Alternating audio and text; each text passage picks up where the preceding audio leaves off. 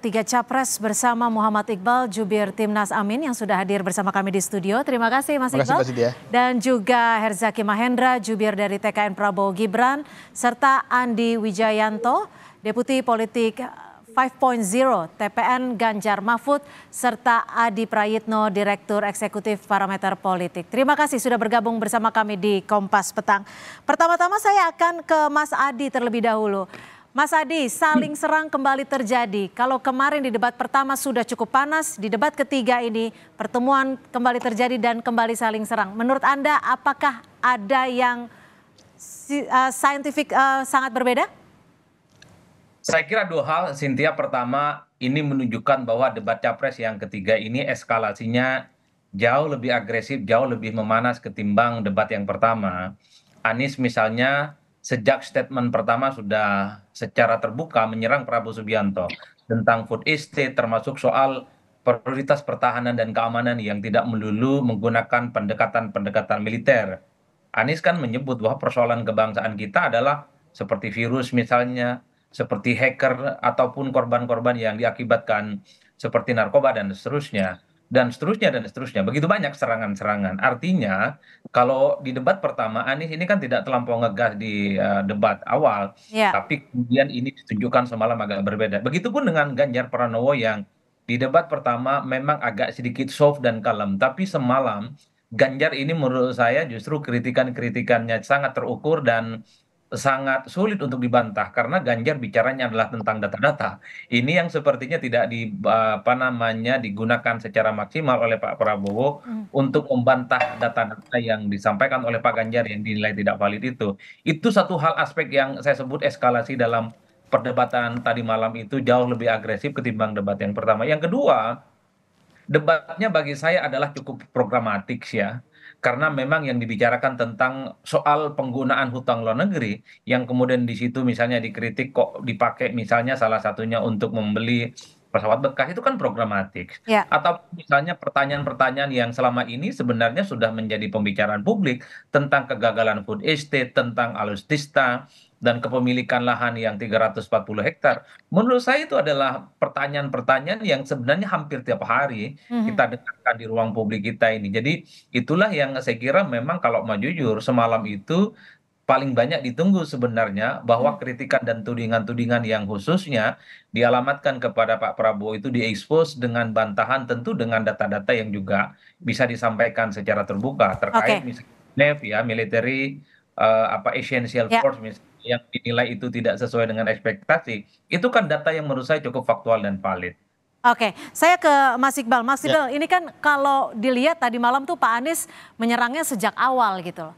Ini bagian dari strategi untuk menaikkan elektabilitas atau bagaimana? Atau memang sudah terprogram di debat ketiga ini serangannya harus lebih gaspol? Ya masalahnya memang kan Pak Prabowo, ya Pak Legend Prabowo kan memang saat ini sudah menjabat sebagai Menteri Pertahanan. Yang tentu saja seharusnya dia bisa memberikan penjelasan apa yang sudah dia lakukan dan apa yang akan dia tingkatkan ketika nanti jadi presiden.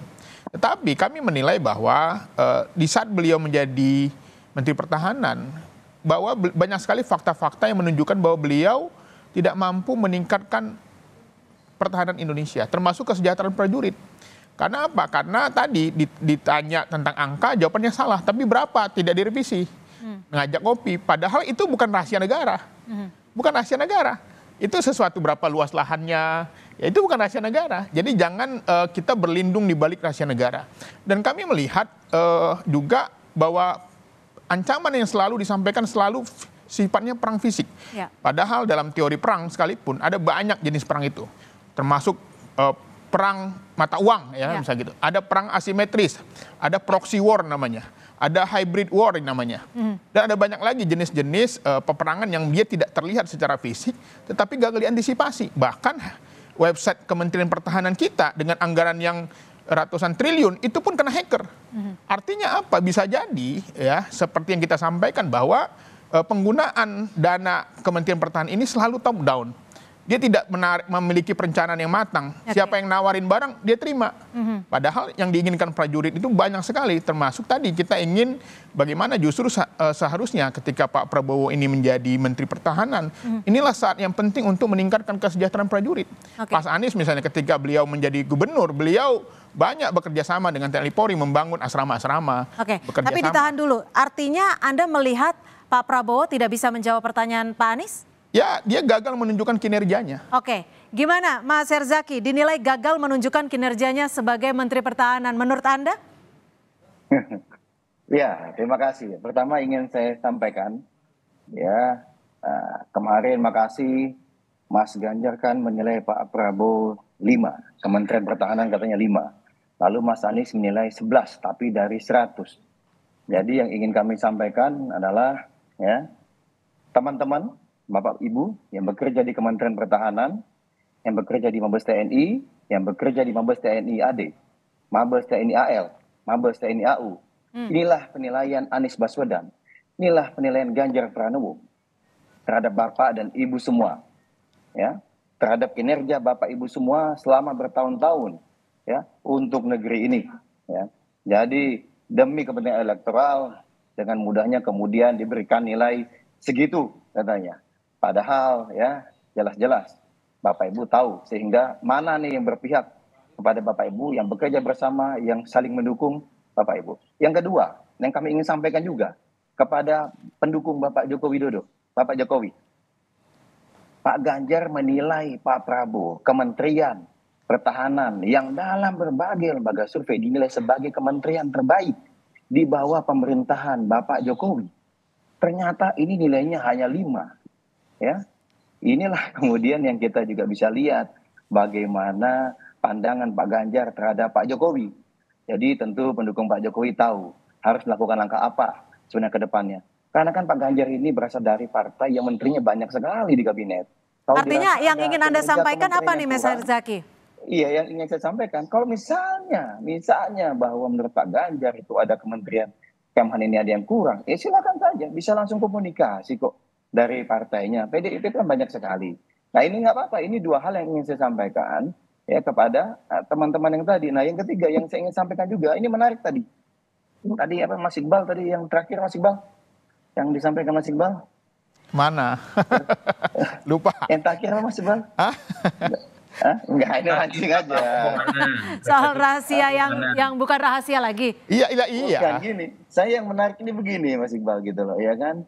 Kita bicara ini salah satu yang menjadi concern kami itu terkait dengan etika sebenarnya.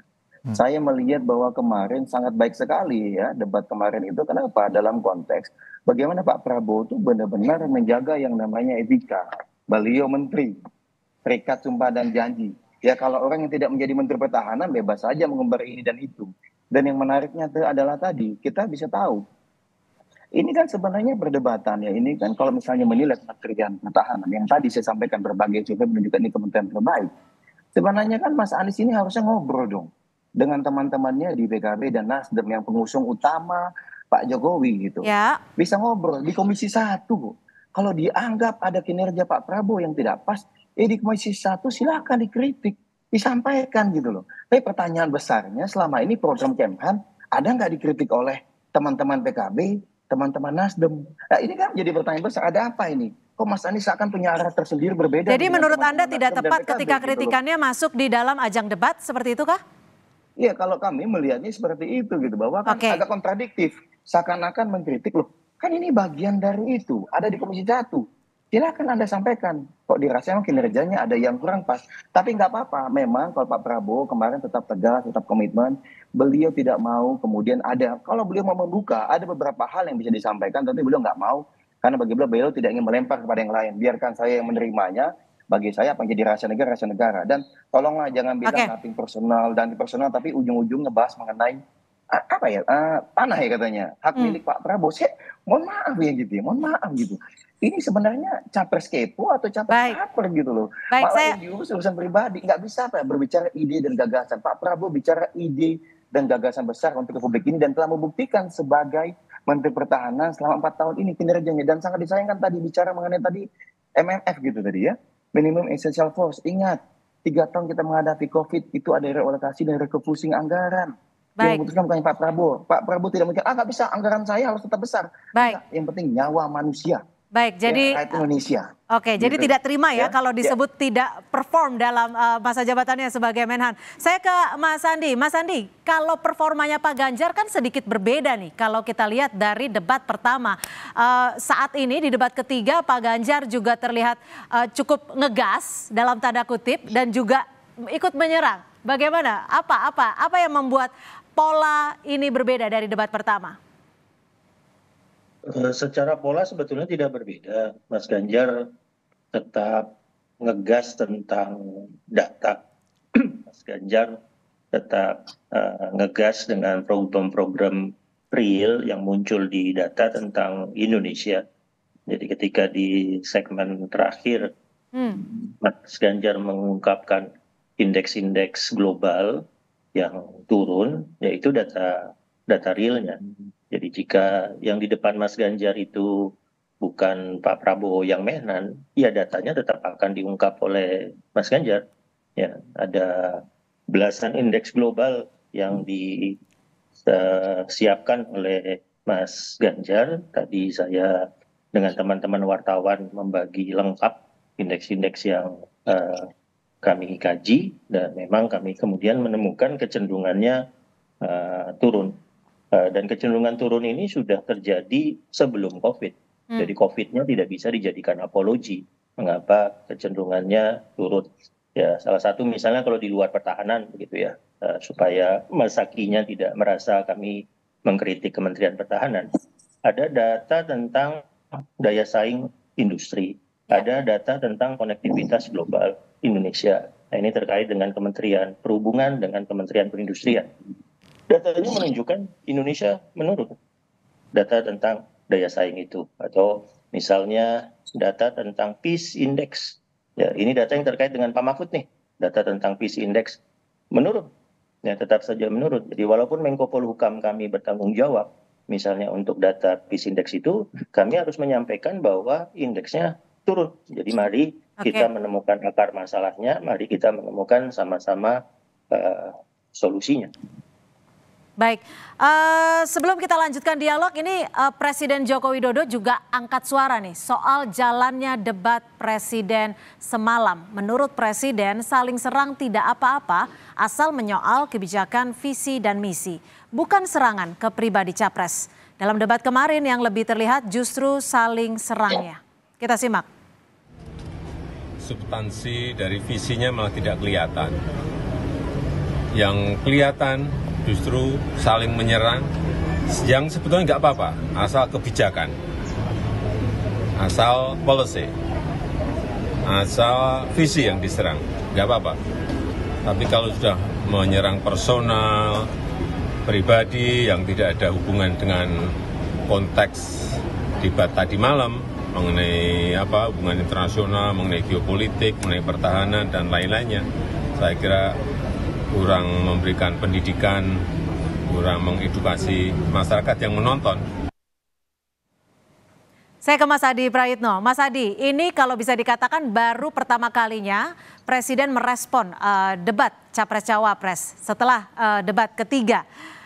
Apa maksud dari Presiden Jokowi? Kenapa baru sekarang? Apakah ada pesan tertentu yang ingin disampaikan? Ya kalau kita membaca statement-statement netizen terutama di Twitter ya, ini kan tafsirnya ada dua. Ini sebagai bentuk imbauan moral dari seorang presiden bahwa debat itu sebenarnya harus fokus pada penyampaian visi misi dan program dan memang mengekspos segala sesuatu yang memang menjadi concern kalau mereka terpilih sebagai presiden. Kalau mau jujur sebenarnya Cynthia semalam itu lebih banyak bicara tentang inward looking ya, lebih banyak bagaimana sikap politik kita ke dalam, tapi peran-peran untuk di dunia internasional memang tidak terlampau begitu banyak disampaikan secara publik. Tapi kan netizen tidak berhenti di situ. Bahkan ini kan mengkritik kok seakan-akan Pak Presiden ini dalam tanda kutip gitu ya menjadi jubir untuk paslon nomor 2. Itu kan pembicaraan netizen. Karena yang disinggung adalah serangan-serangan pribadi. Kalau mau jujur sebenarnya kalau kita iris hitung satu persatu, yang disebut serangan pribadi semalam itu kan karena disinggung soal kepemilikan lahan yang 340 hektar. Setahu saya dalam debat Pilpres sebelumnya 2019 misalnya, Pak Jokowi juga sempat menyinggung kepemilikan lahan yang dimiliki oleh Pak Prabowo. Rasa-rasanya Anies pernah nyontek siapa yang pernah disampaikan oleh Jokowi ketika debat dengan Pak Prabowo beberapa waktu yang lalu ya. Jadi bagi saya ini soal pribadi dan nggak pribadi kan tergantung bagaimana cara melihatnya. Rasa-rasanya Anies ketika menyinggung soal lahan itu kan ingin membandingkan dengan kesejahteraan prajurit yang katanya menurut Pak Anies itu masih belum sejahtera. Ada sekitar ya separuh dari prajurit yang masih belum memiliki rumah. Dan itu yang pertama ya Mbak. Namanya netizen kan tidak bisa dikontrol Ya, omongannya. Tapi bagi saya overall baguslah imbauan dari Pak Jokowi supaya ke depan di sisa waktu perdebatan ini jangan nyerang yang ada atensi-atensi yang sifatnya pribadi.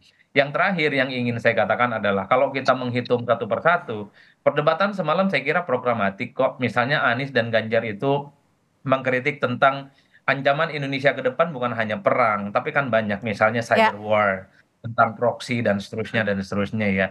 Jadi baik. ada skala prioritas yang sepertinya memang ditanyakan, termasuk misalnya pertanyaan Ganjar terkait dengan apa yang akan diprioritaskan kalau misalnya Pak Prabowo jadi presiden, matra udara, apakah darat ataupun laut, itu yang kemudian membuat Pak Ganjar Oke. menunjukkan Pak Prabowo itu tidak terlampau perform ya. Itu Hmm. yang sepertinya. Nah untuk Bang Hersaki saya bantu. Pertanyaan dari Pak Iqbal itu sebenarnya ingin bilang begini, mana nih prestasinya Pak Prabowo? Udah itu saja tunjukkan, kira-kira begitu Baik. Pak. Baik, baik ditahan dulu Mas Adi. Kita masih akan membahasnya 3 capres saling serang di debat ketiga. Tetap bersama kami di Kompas Petang.